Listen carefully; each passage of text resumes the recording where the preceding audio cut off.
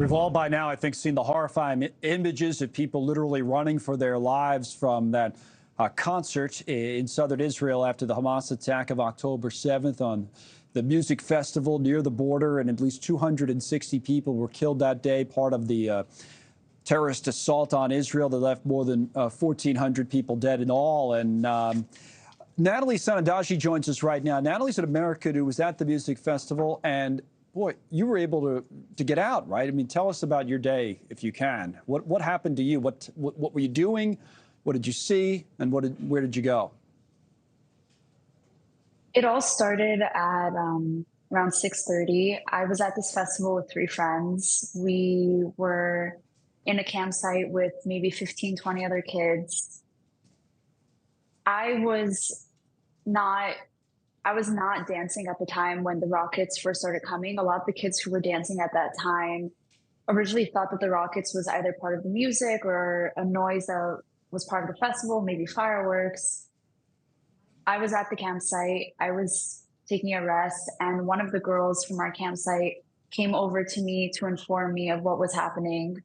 As one of the only Americans there, I was not used to something like this. The girl who came up to me, an Israeli girl, was trying to explain to me that some rockets were intercepted overhead, that this is something that could be normal for the area that we're in, that it will probably just be a few, that everything will be fine. Had you even been to Israel before, or was this the first time you were there? Yes. Okay. My mother is an Israeli citizen. I've been going to Israel my entire life, almost every year. I had never been to Israel during wartime, though, so I had never experienced something like this. I had never had to go into a bomb shelter. The way this girl described it to me, that it was something normal, that hopefully it will just be a few and it'll pass, and hopefully we'll continue with the festival. Try to imagine a festival happening anywhere else in the world. Crazy. And try to imagine how a kid would react to rockets being intercepted over her head.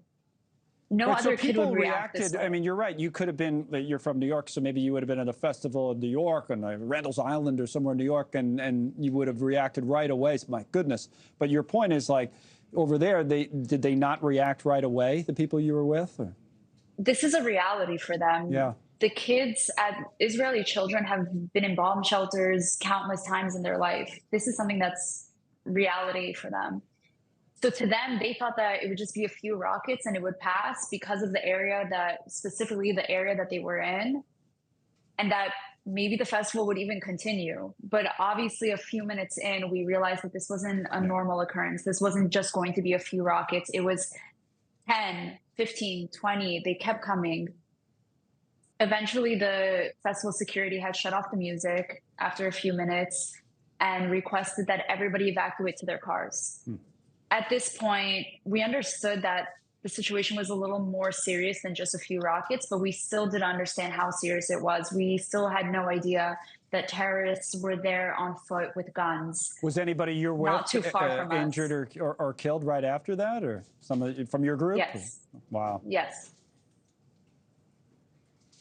As we were evacuating to our cars, I had asked my friends if they thought it was okay if I went to the bathrooms by the campground exit. At this point, I was thinking to myself, okay, it's just rockets. We have the Iron Dome. The Iron Dome will intercept most, if not all, the rockets.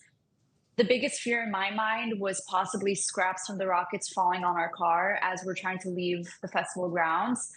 But I had no idea how severe it was actually going to get. Right. I went to the bathrooms, and there's a video that surfaced a few days ago that I had come across of those exact bathroom stalls that I was in, and the Hamas terrorists coming to those bathroom stalls and shooting at every stall, trying to kill anyone who's hiding inside. Yes, I think I saw that. My goodness, yeah. That was one of the videos that hit the hardest for me because it made me realize how close I was to death. If I was in those bathrooms just moments later, I probably wouldn't be here today speaking to you. Well, listen, Natalie, we're glad that you are, obviously, and you're back home safe in New York. And what a story. And thank you for watching. Go to newsnationnow.com to find NewsNation on your television provider. And don't forget to click the red subscribe button below to get more of NewsNation's fact-driven, unbiased coverage.